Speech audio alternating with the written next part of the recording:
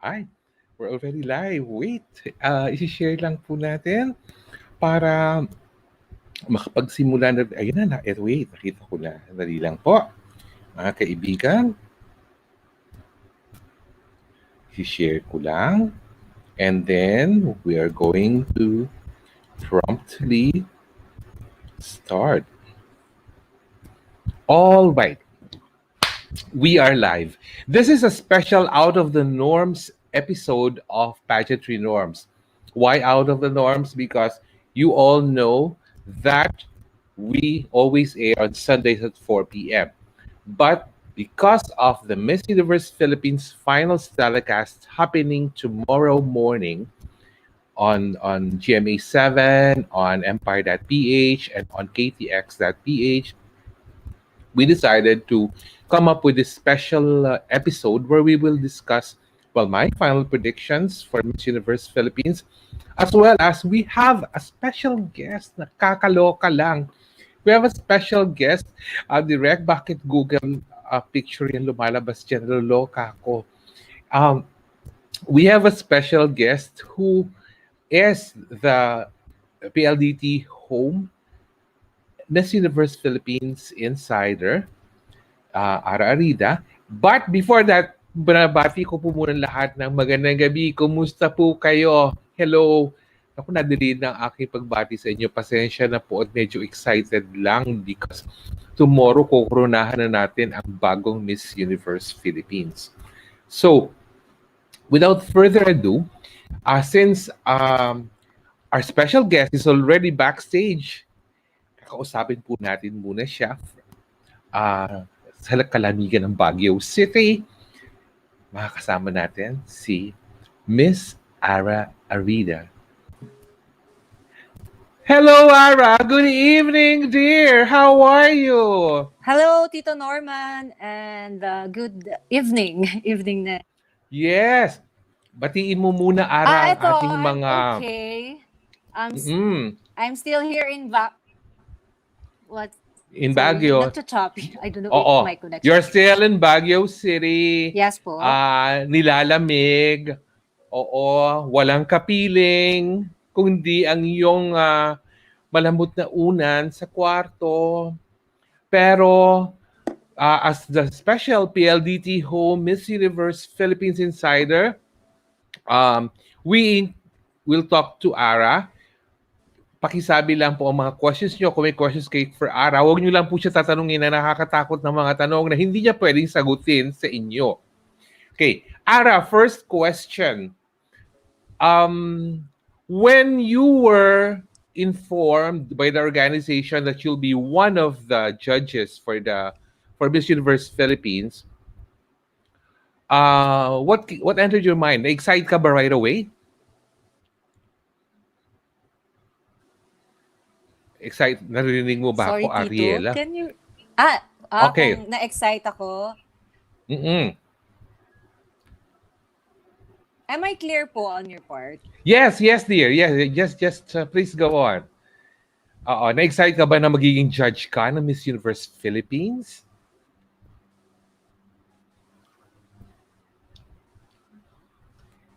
Yes, Ara, we can hear you loud and clear. Clear as a strawberry. Medyo...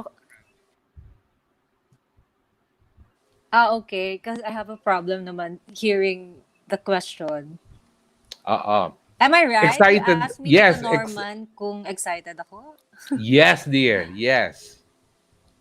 Excited ka ba na nag-judge ka? Okay. Yes. Na-excite ka ba na isa sa mga judges? Yes, definitely, Tito. Sorry. Yes, definitely. I'm super excited to judge for the finals.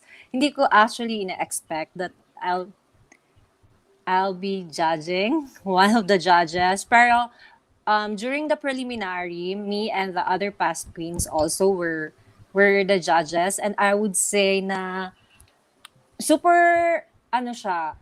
I didn't expect it to be that difficult, and yung feeling ko para ako nag-e-exam, mahirap. It's so hard pala to judge a big pageant and as prestigious as the Miss Universe Philippines, I know I used to do this kind of judging when it comes sa mga provincial pageant, those kind of pageants, and parang iba pala pag national pageant na yung ginajudge mo. It's like, you really have to be critical, to be fair, of course, and kailangan talaga isa-isahin mo yung mga girls. Like the total package ng mga girls, not only their performance on stage, but their personality.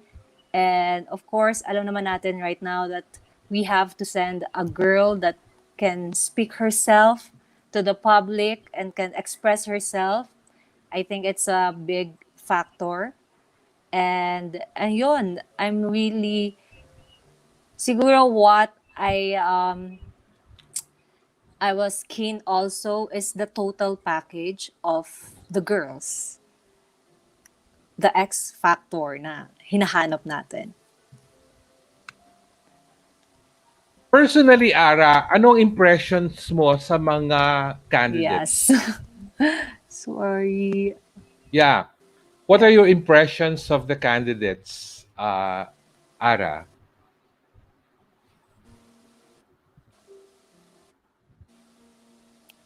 Um, what is it, Potito? Yes.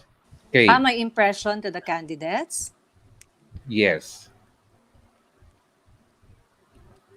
What are your impressions of them? Alam mo, Tito Norman, I haven't actually first time ko talaga to see them together personally because of course because of the pandemic yung mga updates na nakukuha natin from them are all their glam shots, all mga virtual lang. So nung nalaman ko that I'll be judging them during the preliminary. So na-excite ako kasi I really want to see them in person if all this glam shot ba magta-translate in person. Alam mo yon yung ganong feel na hinahanap mo and at the same time I really want to see them together na para pag nakita mo you would know who would stand out. And there are girls kasi siguro na when it comes to glam shot sobrang ganda, pero when it comes to being together with a group of girls lumulubog, 'di ba? Parang may ganun eh. And what we need is someone who would really stand out. And I would say my impression to the girls, they are also prepared. Tito Norma, I was like feeling ko, Yes. bumalik, alam mo yung feeling na parang nasa Miss Universe competition na tapos na yung pageant Yes. ko, tapos na manonood na lang ako ng mga girls kasi pagbababa ka ng hotel, makikita mo sila, they're all glammed up, super ready na. That's our training during Miss Universe na huwag kang aalis ng room mo nang hindi ka maayos, na wala kang makeup, hindi ka naka-outfit. And these girls talaga, wala kang makikita na parang bagong gising, ganyan. They're also prepared and also yung mga outfit nila, you would say na talagang pinaghandaan. And I love also the fact that they are all wearing mga local designers from their respective provinces. Like, as in, effort talaga. Kasi hindi ganong kadali to pack this kind of outfits, to think na wala silang assistant dito. Kasi in Baguio, very Yes. limited lang yung inaalaw nila na guest and visitors, especially sa hotel. So these girls, I think, sobra. I would commend their hard work and effort na talagang they put into this pageant. Kaya I'm so happy na mas lalo akong na-happy upon seeing them perform during the preliminary. Kasi yun yung una kong nakita on like how they perform on stage. So, kasi since first time ko nakita how to perform tong mga girls na to, I would say talaga nahirapan ako to rank them and to judge them kasi ang daming pwede. Ang daming talagang in fighting form and you would see na they really come prepared here in the competition. Pero masaya ka naman sa preliminary performances nila, Ara.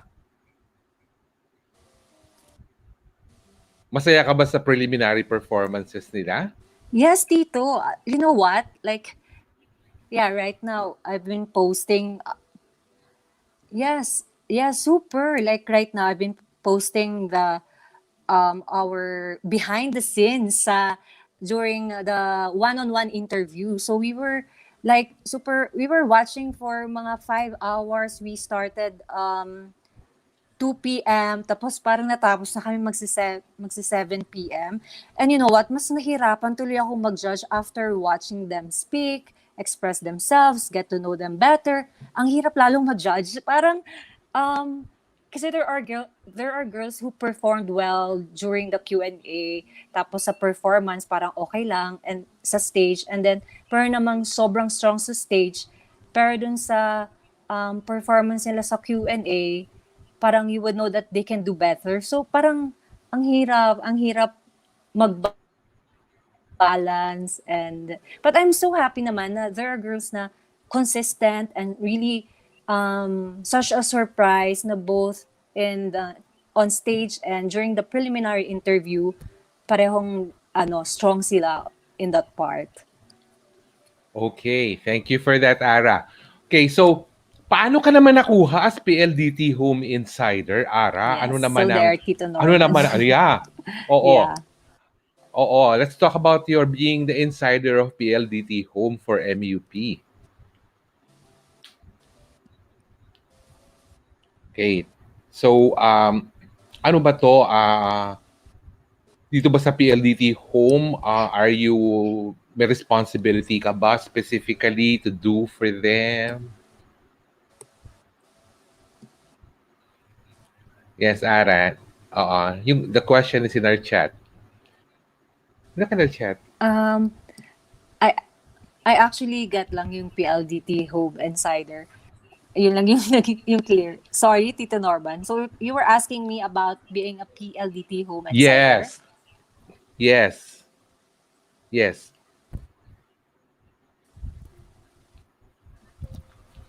Yes, Ara, about your being a PLDT Home insider. Diyos ko, Okay, yes. subscriber daw, Yes, naloka Tito. ko.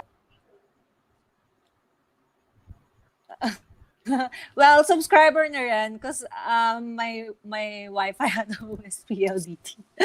And yeah, an insider.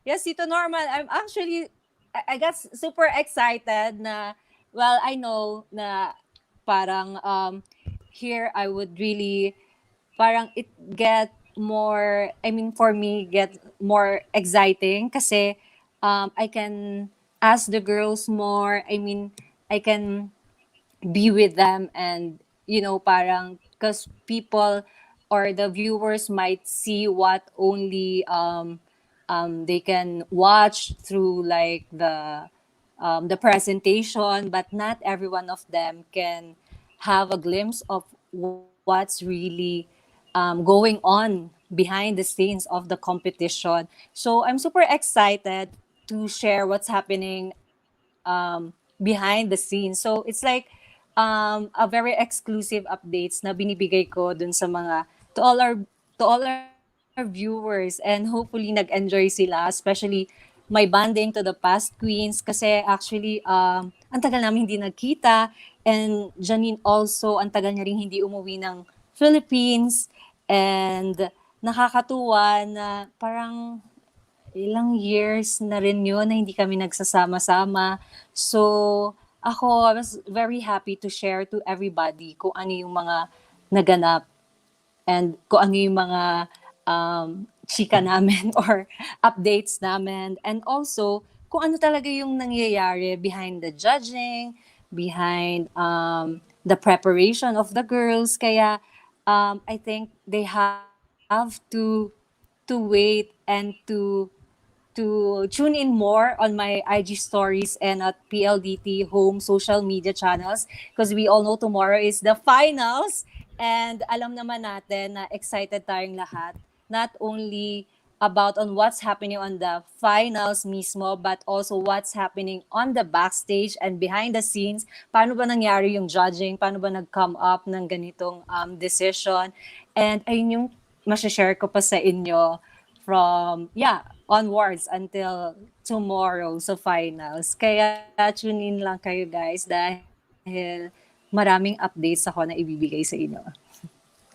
Okay. So, thank you so much for joining us tonight, Ara. And abangan na lang natin ang sabay-sabay ang finals sa Miss Universe Philippines tomorrow, where makikita uli natin si Ara. And of course, sabay-sabay nating salubungin ang bago nating beauty queen. So Ara, parting words for everyone, for your final words to everyone.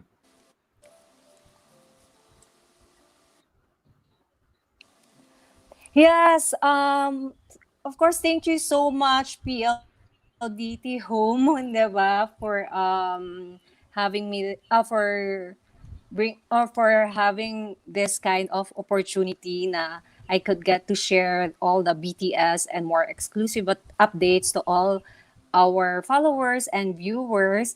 And don't forget to tune in tomorrow for the final competition of Miss Universe Philippines. It's at GMA 7, 9 a.m. yung airing niya. So, I know for sure, you would be satisfied because even me seeing the stage, the lighting, and the feels inside the the hall, the convention hall, parang it brings all the memories during the Miss Universe kasi super Miss Universe yung feel. So, I know the girls sobrang excited and thrilled to ramp on that kind of stage. Kaya naman, please, watch tomorrow and I'm sure you'll be all happy and you'll, you'll be satisfied with what are you going to watch tomorrow. And of course, Oh, to the next Miss Universe Philippines, ayun nga yung lagi kong sinasabi. Like, every year, parang pataas ng pataas yung standard natin to our representative. And yung pressure din, laging nandun. Pero, I would say na dapat continue your goal. I mean, continue to to be focused on winning the fifth Miss Universe crown. Because me as a judge, one of the factors that hinahanap ko sa girl or whoever will win Miss Universe Philippines is someone who can win our fifth Miss Universe crown. So to our next MUP, all the best to you, and I know you deserve that because I know how hard and how hard you've worked for this competition. And of course, I want to say also congratulations to all the girls kasi grabe, sobrang galing nilang lahat and they really performed so well na kaming lahat kaming mga judges and even the spectators around, sobrang nahirapan na mag-judge and to know kung sino ba talaga yung magiging next Miss Universe Philippines. Kaya naman, abangan nyo na lang po tomorrow. It's at 9 a.m. on GMA 7. so thank you so much, Ara, for joining us. Magsama-sama tayong manood bukas. And best of luck dyan sa lamig sa Baguio. Alam kong malamig. But bukas sabay-sabay nating panoorin. Again, Ara, thank you Oo, so much for joining us. Yes. Thank you so much for joining Yes. us. And big flying kiss to you, Ara. Big flying kiss. Thank you so much, Ara. All right. So that's our special insider, Ara Arida. Please, readers, wag niyo naman, viewers, wag niyo naman abangan mag-splook siya ng maraming mga detalye because syempre, ano rin naman it comes with the responsibility of being a judge to keep everything confidential. Hindi na naman ako magpapatumpik-tumpik pa in saying na alam niyo na naman, ang dami-dami naglalabas ng mga leaks, ang dami naglalabas ng mga bali-balita. Pero mamaya nating pag-usapan sa huling part, yung tungkol sa magiging Miss Universe Philippines winner. Pero i-discuss muna natin ang preliminary competition held last night. Alam nyo, actually, inaabangan ko talaga yung preliminary competition. Specifically for one reason initially. Gusto ko talagang makita yung kanilang national costumes where they are singing Mabuhay from Miss Universe 1994. Talagang inaabangan ko yan because it brings back memories. Of course, syempre, yung mga millennials, medyo ano pa sila dyan, medyo hindi pa ganun ka-familiar unless they watch the 1994 edition of Miss Universe sa YouTube.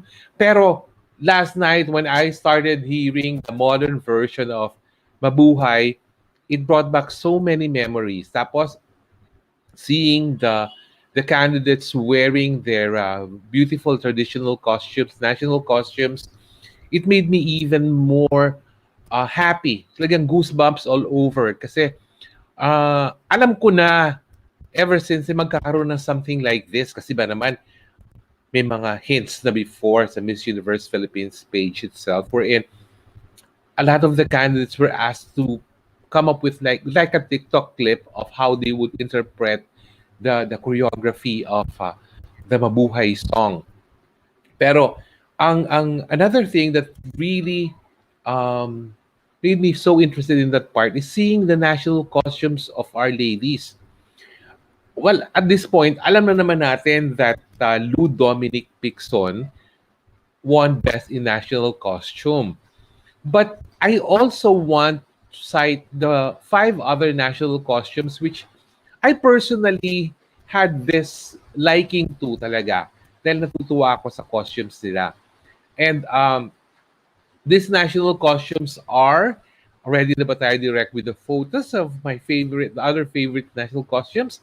Yes, you can see the Mariposa national costume of Tracy Maureen Perez of Cebu City. Kasi pag titignan mo tong costume na to, it really reeks of class. Napaka tasteful talaga ng design, and she is like dito sa post niyang ito, para siyang nakasaradong cocoon pa. Pero pag bumuka na yung kamay niya, magiging butterfly na siya talaga. And ang ganda-ganda ng effect. Especially if you see it up close, na makikita mo yung mga small details in the national costume. Tapos, next on the list is, sino ba direct ang next natin dyan na favorite? Ay, ayun. Okay, ito, tuwang-tuwa ako dito kay Carissa. Carissa Rosil of Surigao del Norte. Kasi if you will notice doon sa prelims telecast last night, she was really made to look like a member of the Mamawan tribe in her province, complete with the wig of the Eta community. And talagang very authentic yung feels niya. She didn't mind at all if she was talagang nag-apply ng dark makeup to make her look real dark. Kaya actually minessage ko na si Carissa about this. Talagang emotional ako about yung authenticity ng kanyang costume last night. So kudos to the designer and kudos to Carissa for doing it well. Okay? Ang next nating favorite is eto, kaprobinsya ko, si Dianella of Bulacan. In this costume made by Louis Pangilinan, with the help of craftsmen from Hagoni, Bulacan, my hometown, this costume is called La Bulaqueña, and the details are just fabulous. Tuntua ako, and sa ganda ba naman ni Dianella, who actually is a dead ringer for Nicole Cordovez.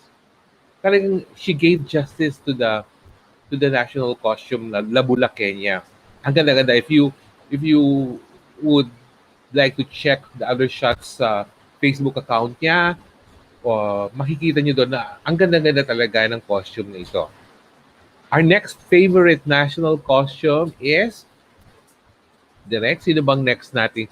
Yes, this is the costume, the warrior costume of April Smith of Cebu Province. Very authentic, bagay na bagay talaga. Ito parang, she's like a sun warrior here. bumagay na bumagay even sa skin color ni April itong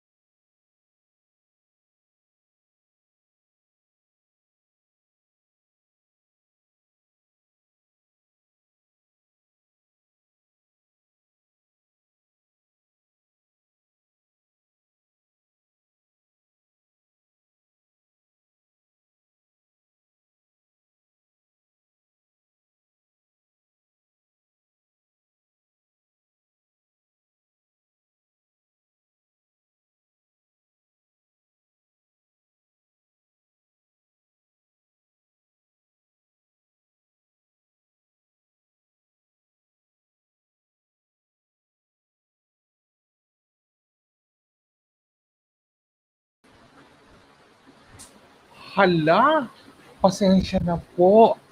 At Direk, ano ba tayo? Naka-live na ba tayo uli? Nag-blackout din ba naman bigla dito sa amin? Naloka ako talaga dito sa blackout na yan. Direk, am I back? Ano ba? Naka-live na ba tayo uli? Okay, naka-live na tayo uli. My goodness. Nabitin po tayo dun sa pasensya na po uli. Nagkaroon ng power interruption dito sa amin. Wala namang problema sana sa laptop ko or sa ring light ko. Pero yung internet connection, automatically mawala po yung nakasaksak kasi talaga. But anyways, naputol po tayo kay April Smith kanina. So idadagdag ko na lang po yung dalawa na lang ba natitira natin direct na national costume. I think yun na lang kay Bella Ismael of Parañaque ang idadagdag ko dahil to complete yung 5 favorite kong this one was made by Manny Halasan. And ito yung parang Carnival Queens meets Vegas showgirl niyang outfit. Okay? So, tapos na po tayo dyan. So, let's go to the actual preliminary competition. Masaya po ako doon sa preliminary competition because the stage, courtesy of the production team of Direk Robbie Carmona, it looked very clean. Ang ganda ng mga camera angles na ginamit. And ang ganda rin ng pagkakalagay ng mga LED walls doon. So, very seamless tingnan yung stage. Lumaki pa lalong tingnan. So, ang maganda po kasi doon was that every time one of the candidates would be entering the stage, the angles would really see her crossing from one side of the stage to the next with stops somewhere in the middle and then another one on the side. So, ang ganda-ganda tingnan. So, kung meron lang mga media allowed inside, for sure they will have a feast taking photographs of the ladies from all angles dahil talagang very camera friendly. Actually, kahit nga po pinapanood lang natin sa Empire.ph because it's high definition, lahat ng mga screenshots ko are malinaw na malinaw. Kaya hindi ko na kinakailangan pang gamitin yung mga thumbnail images just to make them clear. Ngayon, let's go to the swimwear competition naman. Ang dami po nagsasabi that the swimsuits worn by the girls in two-piece, it looked like na parang napapaliit palalo yung mga candidates. So, ibig sabihin, yung matatangkad na, nagiging average looking daw ang height nila. Pero I think it's all because we are not seeing them live or in person talaga. We can only see them dun sa telecast. So, syempre, if, for example, the swimwear is kind of worn by someone who's not as tall as the other girls, so medyo napapaiksi nga yung katawan. I agree naman po ako doon kasi nga yung lower, yung bottom piece is medyo talagang high waist. So, natatakpan din talaga yung belly button part. So, pag medyo mga 5'4" ka or 5'5", it will make you look shorter on stage. Pero, abangan niyo po ang swimwear segment sa finals courtesy of Dubai-based designer Fern Amato. Pasabog po talaga yon. Napakaganda ng segment na yon. Kaya abangan niyo po yan sa finals telecast tomorrow. Okay? Punta naman po tayo sa evening gowns. Nakakatuwa lang na sa evening gowns, all the designers were nag-level up sila. They got the credits at the same time from start to finish. And ang ganda ng quality na pinasuot nila sa mga ladies. Kumbaga hindi matatawaran.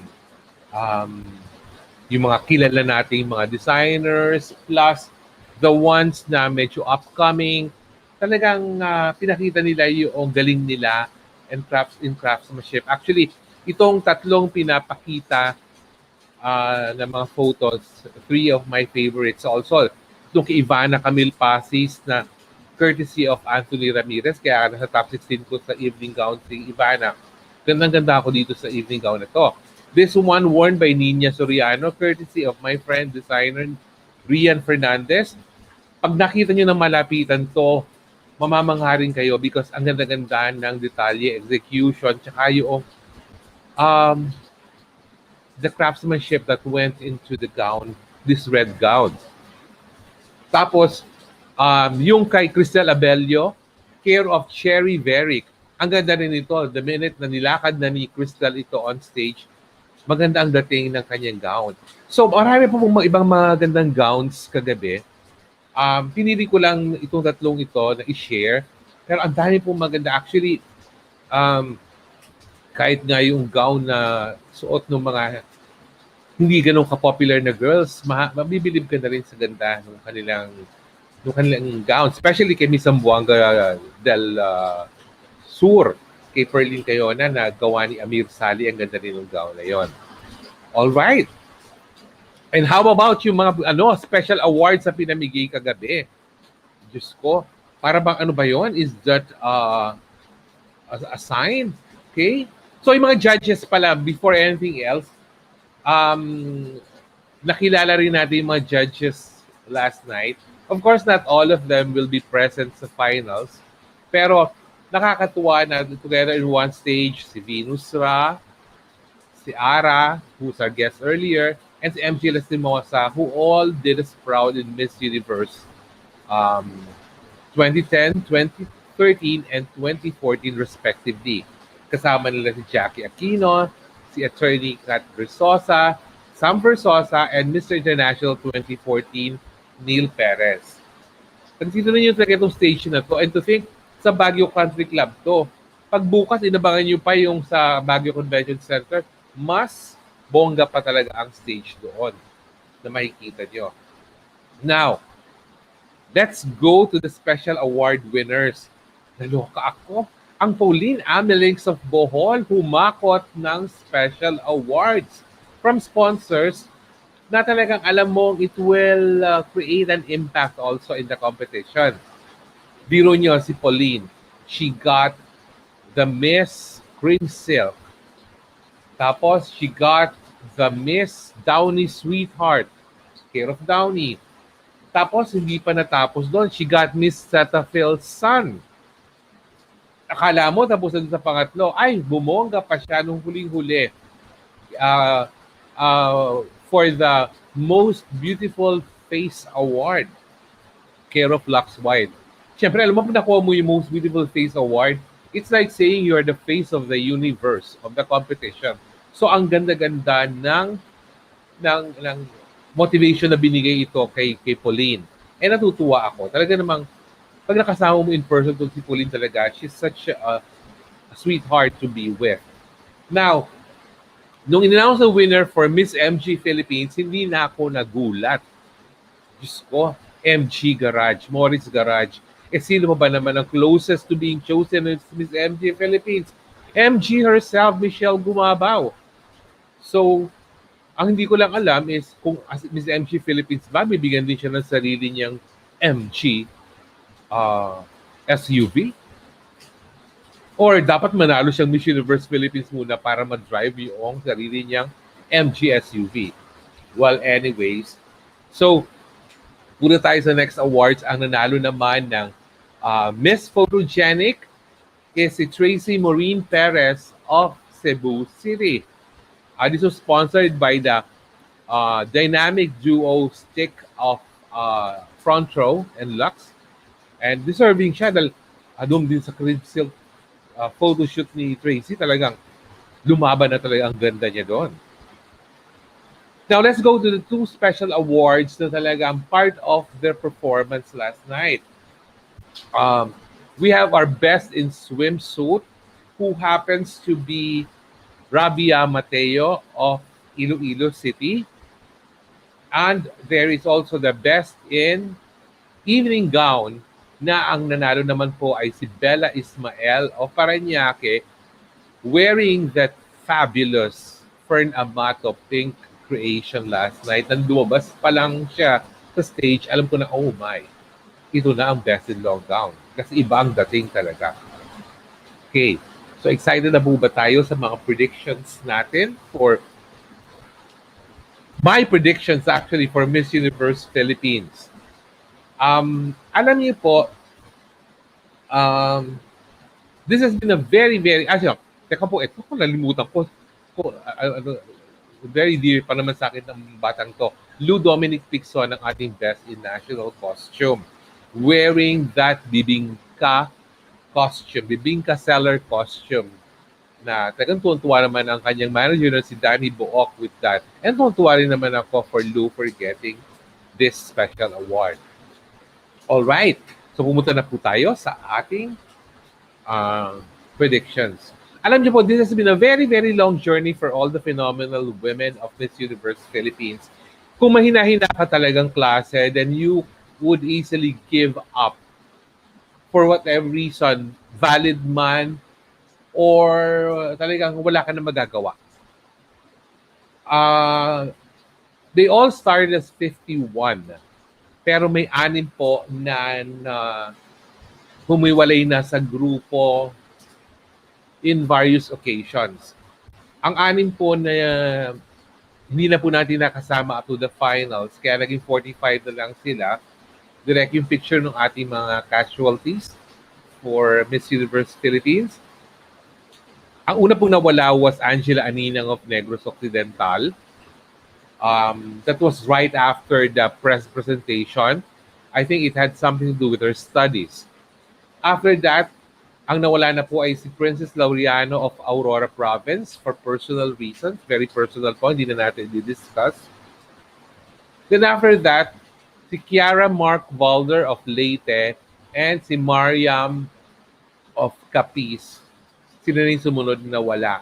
I think may problema na rin po yun sa budget or sa conflict of schedules and everything dahil nga medyo nag-drag na rin talaga yung competition.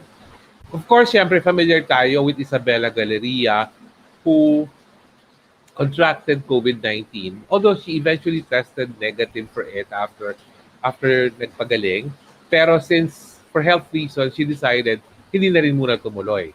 And of course, the last one who left us in the competition was Vinci Bacalares of Cagayan de Oro, who tested positive to COVID-19 just before leaving for Baguio. So sila po yung 6 na nawala. Kaya yung nasa Baguio po are 45. Actually, si Regina Malana po of Isabela, humabol po siya doon when she finally tested for COVID. Finally tested negative for COVID-19 dahil nagkaroon din po siya ng COVID pero nagpagaling po siya. Medyo naantala lang yung kanyang pagsunod sa Baguio but she was able to still join and participate in the events and activities there. Ngayon marami po nagtatanong na ang dami pa naman ng mga naglalabas ng mga leaks about the finals tomorrow night, the results. Kasi nga, hindi na naman po kaila sa ating lahat na tape na ang finals. Actually, even the judges, even si Mama Jane, si Jonas Gapo, sinabi na rin niya na na sila, medyo they were taping for the finals already. Napakaraming pong kaganapan during the taping last night. Hindi ko na po masasabi yung ibang alam ko dahil just to protect the names or the identities of those na medyo nagpa-delay dun sa taping last night. Pero natapos na naman po mercifully ng madaling araw ang taping. Of course, syempre, ang dami po naglalabasang mga leaks daw and everything. Ako naman po kasi, ang alam ko is that bukas nyo lang talaga malalaman kung sino yung nanalo. Because, ang alam lang ng kung sino man po yung walang awa na nag-live feed from inside the venue, alam namang bawal na bawal, pero sige pa rin, ginawa pa rin yun ng palihim. Kaya makikita nyo, may mga pictures siyang pinadala na parang taken from the balcony. Nakita mo pa na yung mga nakaharang na parang mga bars and everything doon. na dapat hindi na niya ginawa pa dahil it spoils everything and para bang wala naman siyang pakisama para lang makakuha ng mga likes or followers for that. Um, ang masasabi ko lang po is not even the winner for tomorrow knows na siya na yung nanalo. Ang alam ko po is that the top five, they already know who they are, but they don't know kung sino ang nanalo sa kanila. Yun po ang malinaw sa akin. So, ibig sabihin, we can never really tell kung sino makikita nating video clip tomorrow na talagang kinokoronahan ni Gazini Ganados na and being proclaimed as the new Miss Universe Philippines 2020. So ito na po ang aking final predictions for Miss Universe Philippines. Direct, ipakita mo natin yung full picture of the, yan. Yan po ang aking final 16. Pero dinivide ko po sila into 4 groups. Dahil it somehow makes things easier for me. Yung first group ko po dyan, magsimula po tayo sa baba, would be yung mga waiting to exhale. Po sila April Smith, si Sandra Limonon, si Caroline Veronilla of Misamis Oriental. Surprisingly, sinama ko si Perlene Cayona of Zamboanga del Sur that she really performed very well during the evening gown and the swimsuit competition. Plus, our Lazada app online voting winner, Skelly Florida of Biliran Province. So sila po yung nasa first grouping ko. Sila yung para bang waiting to exhale group. Titignan nila kung if they will be able to really advance further in the competition. Yung second grouping ko po would be the slingshots. Slingshots meaning, imagine niyo po yung slingshots like tirador. Ang tirador po kasi is you need to be pulled back first before you can move forward. Kasama po dito si Eliza Malinaw of Davao, Lou Picson of Mandaue, Paula Ortega of Albay, and Adi Akiyama of Oriental Mindoro.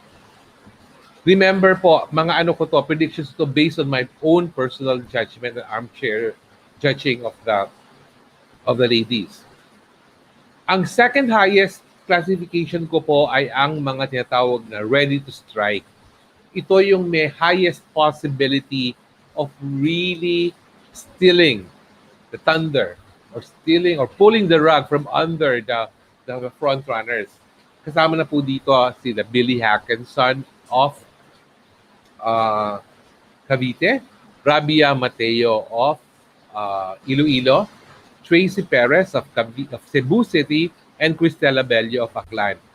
Sila po yung tinatawag kong 80%ers. Ibig sabihin, they have an 80% probability of moving higher than being in the second tier.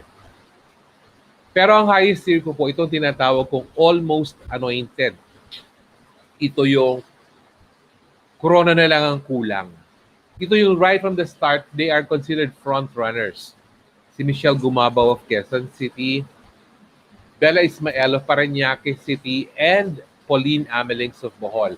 Ito yung pag sinabi mo na sino bang nakikita mong makukurong ng Miss Universe Philippines, it's very easy to parang name drop them right away kasi sila yung talagang front runners na consistent right from the start. Si Michelle, si Bella, tsaka si Pauline. E nakita mo natin, nalo rin sila ng special awards last night, hindi ba? Pero after po kasi ng top 16, na magkakaroon sila ng swimwear segment at talaga po abangan nyo dahil kaiba, abang-abang ng swimwear segment. Plus, yung evening gown, abangan nyo po ang pag sa top 5 na, feeling ko ito yung talagang top 5 na mapipili. My top 5 are, okay, direct yung top 5. ko or luloka ko. Sandali. Dami ko mga message na nakukuha dito. Naguguluhan na po ako. Okay? Break yung top 5 natin, yung next natin na slide, yung ating top 5. Ang top 5 ko po talaga dito, obviously, kasama na yung tatlong almost anointed ko. Michelle Gumabaw, Bella Ismael, and Pauline Amelings. So, kumbaga, syempre, nasa top 3 ko na sila. So, ang top 5 na sinama ko to complete the quintet would be Billy Hackinson of Cavite and Rabia Mateo of Iloilo. So, sila na yung top 5 ko talaga na napili. Ito, napili ko na po ito right after watching the preliminary competition last night. Si Pauline, si Bella, si Michelle, si Billy, at saka si Rabia. Sila na po talaga ang top 5 ko. So, pag top 5 na kinakailangang talagang medyo mag-second level of Q&A na ang top 5. So, ito yung mas mahirap at level up na Q&A. Mahigpit sa time, mahigpit sa your delivery should be brief and concise and it should stay within 30 seconds. So, any of these 5 can actually do very well in the final Q&A. Feeling ko lang talaga is that pag pinagsama-sama na silang lahat na sumasagot, Michelle Gumabaw of Quezon City and Rabia Mateo will deliver. They will deliver. So, in that case, my last 2 women standing are Michelle Gumabaw of Quezon City and Rabia Mateo of Iloilo City. Ang final last 2 women standing ko na talaga si Michelle at si Rabia. This is like, sabi ko nga sa final predictions article ko, it's like the classic story of David and Goliath. Isang strong front runner, tsaka someone who really zoomed high during the final few weeks of competition. So ang tanong dyan is, matatalo ba ni Goliath si David? Of course, Goliath would be Michelle Gumabaw and David would be Rabia Mateo. Or matatalo ba ni David si Goliath or si Goliath si David? Alam niyo, bukas lang po natin malalaman kung sino talaga. Dahil ang pakiramdam ko is magkakatalo talaga yan sa Q&A eh. Pero ang malinaw lang sa akin is that these 2 will really step up and impress the judges. Ngayon, ang tanong po dyan ay sino ba talaga ang choice ng norman.com to become Miss Universe Philippines? Ito po talagang matagal ko na po itong nasa puso ko. And ang choice ko talaga to become Miss Universe Philippines 2020, regardless na po kung ano yung mga naririnig, nababasa, mga leaks, my Miss Universe Philippines 2020 is and will be Michelle Gumabaw of Quezon City. Siya po talaga yung choice ko because I know that she can step on the job and do the responsibilities very well. Kasi alam ko po that Rabia has all the potentials, but Rabia needs more polishing na alam ko magagawa rin organization if ever she wins. Pero feeling ko talaga is that Michelle Gumabaw is the complete package. Professionalism, diplomacy, public relations, maturity, kumbaga lahat nasa kanya. And I think she can do the job perfectly well, not only to represent us in Miss Universe, but also to fulfill the responsibilities of widening the brand reach of Miss Universe Philippines. Ngayon, tingnan na lang po natin bukas kung i-resolve. Ako naman po, hindi man ako perfecto na nagbibigay ng mga final predictions. Kasi marami na rin po akong beses sumablay in the past. Pero I can easily move on. If hindi po manalo yung pinili ko, then move on. maybe she's not fated to win it. Basta ang para sa akin po, my heart is saying that Michelle Gumaba with Miss Universe Philippines 2020. Now, if Rabia Mateo wins, or Bella Ismael wins, or Pauline Amelings, or Billy Hackinson, then congratulations. And I wish you the best of luck. Dahil kung sino naman po ang manalong Miss Universe Philippines bukas, ay makakasama natin dito sa Pageantry Norms on November 1. Kaya, tabang-abang po yan dahil magkakaroon po tayo ng one-on-one special guesting with the new Miss Universe Philippines on November 1. Yung ating episode 9. Episode 8. Episode 8 actually. So, yun lamang po. Naipost ko na po sa blog site ko, normannorman.com kung final predictions.